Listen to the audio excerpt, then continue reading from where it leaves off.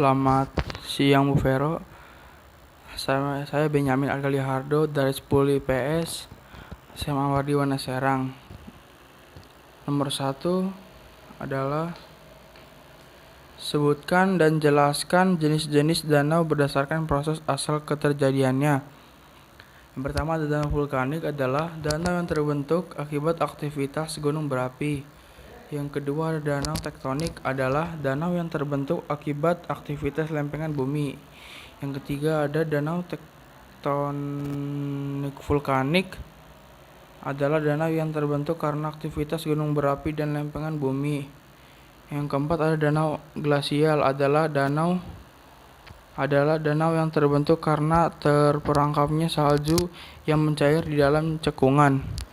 Lalu yang kelima danau aliran atau ladam, adalah danau yang terbentuk akibat aktivitas erosi di aliran sungai.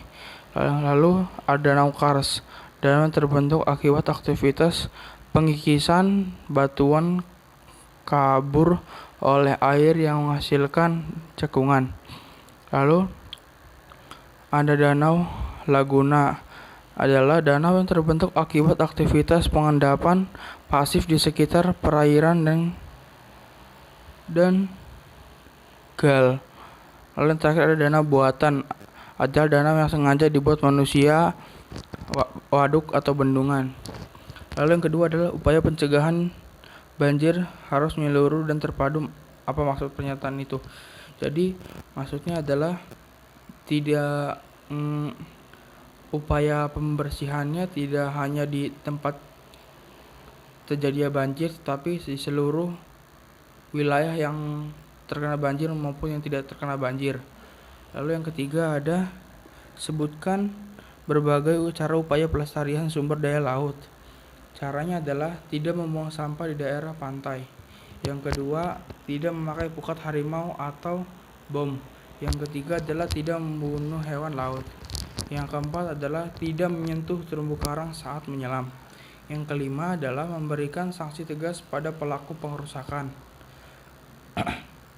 Keenam, melakukan penanaman kembali terumbu karang. Dan yang ketujuh adalah tidak membuang limbah ke laut. Yang terakhir adalah tidak membuang sampah sembarangan. Karena jika kita membuang sampah sembarangan, contoh kita membuang sampah sembarangan di sungai, akibatnya sungai mengalir ke laut dan laut akan kotor. Lalu yang keempat adalah mengapa daerah pertemuan arus membahayakan kapal tradisional. Karena kapal tradisional gampang terjadi tabrakan, karena kapal tradisional hanya mengandalkan angin laut dan arus.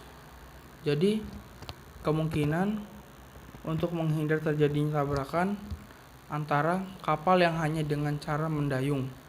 Lalu yang kelima adalah sebutkan dan jelaskan dua pola pengaliran sungai yang dikontrol oleh adanya struktur geologi. Yang pertama adalah pola radial sentrifugal, merupakan pola aliran sungai yang arah alirannya menyebar secara radial dari satu titik ketinggian tertentu, seperti puncak gunung api.